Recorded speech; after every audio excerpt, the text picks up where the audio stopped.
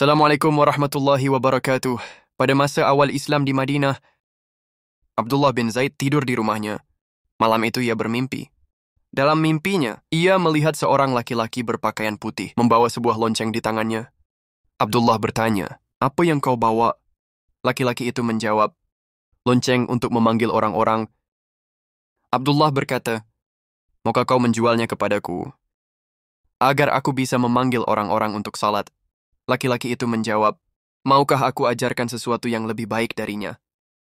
Abdullah menjawab, "Apa itu?" Laki-laki itu lalu mengajarkan lafaz adzan, "Allahu Akbar, Allahu Akbar, asyhadu ala ilaha illallah, wa asyhadu anna Muhammadar Rasulullah.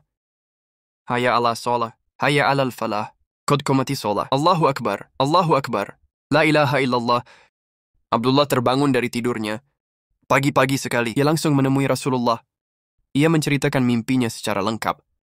Setelah mendengar ceritanya, Rasulullah berkata, "Itu mimpi yang benar. Insya Allah, segeralah temui Bilal. Ajarkan lafaz itu padanya. Biarlah Bilal mengumandangkannya, karena suaranya lebih lantang daripada suaramu." Abdullah pun menemui Bilal bin Rabah, lalu mengajarinya lafaz azan, sebagaimana yang diajarkan laki-laki dalam mimpinya. Bilal lalu berdiri dan mulai mengumandangkan azan. Pertama dalam sejarah Islam, ketika Bilal mulai melantunkan azan, Umar bin Khattab yang mendengarnya segera datang, dalam keadaan tergesa-gesa. Umar berkata kepada Rasulullah, "Wahai Rasulullah, demi Allah, aku juga bermimpi seperti apa yang diceritakan Abdullah." Rasulullah membenarkan kedua mimpi tersebut. Sejak hari itu, azan resmi digunakan oleh umat Islam sebagai panggilan untuk salat. Abdullah bin Zaid sendiri hidup sebagai sahabat yang sederhana. Ia ikut dalam beberapa peperangan, termasuk Perang Badar dan Uhud.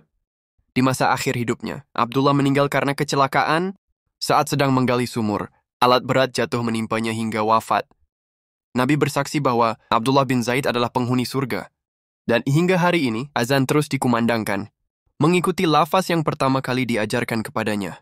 Dalam mimpi itu, menurut pendapat yang lebih syahih, azan pertama kali disyariatkan di kota Madinah pada tahun pertama Hijriah, di mana Bilal bin Rabah merupakan muazin pertama yang mengumandangkan azan. Dalam Islam, setidaknya ada 4 alasan mengapa Bilal dipilih Nabi menjadi muazin, yaitu sebab suaranya yang lantang dan merdu.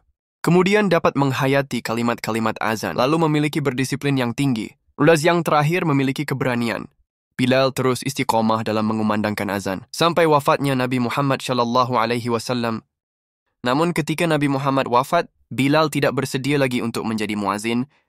Alasannya air matanya pasti akan bercucuran dan tak kuasa teringat kenangan bersama Nabi Muhammad ketika ia mengumandangkan azan. Namun saat Khalifah Umar bin Khattab tiba di Yerusalem, sahabat Bilal pernah diminta untuk azan sekali lagi. Sahabat Bilal lantas menyanggupi permintaan tersebut.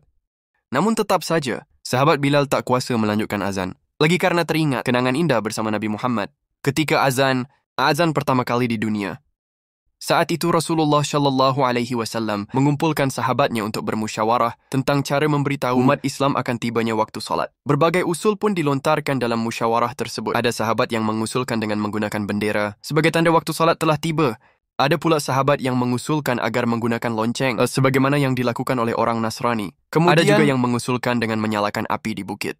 Namun semua usulan itu ditolak oleh Rasulullah SAW. Suatu ketika seorang sahabat Nabi yaitu Abdullah bin Zaid bermimpi. Dalam mimpinya itu seseorang memberinya petunjuk bahwa cara yang paling baik adalah dengan suara panggilan adzan. Kemudian Abdullah bin Zaid segera menghadap Rasulullah SAW dan menceritakan mimpinya tersebut. Beliau pun bersabda, "Sesungguhnya itu adalah mimpi yang benar. Insya Allah, bangkitlah bersama Bilal bin Rabah, karena sesungguhnya suaranya lebih lantang darimu." Abdullah bin Zaid kemudian mengajari panggilan azan tersebut kepada Bilal bin Rabah, seorang budak berkulit hitam yang bebas, setelah memeluk Islam dan mempunyai suara yang lantang dan merdu.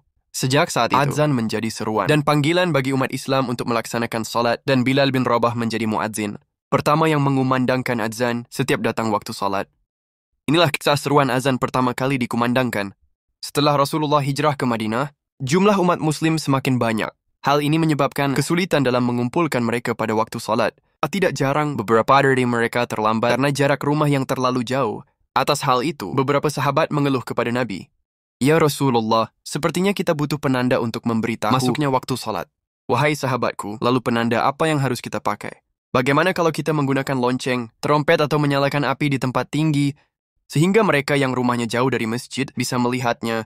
Namun Rasulullah menolak usulan tersebut karena dinilai menyerupai tradisi Nasrani dan Yahudi. Atas izin Allah, Abdullah bin Zaid bermimpi diajari seruan sebagai penanda masuknya waktu salat.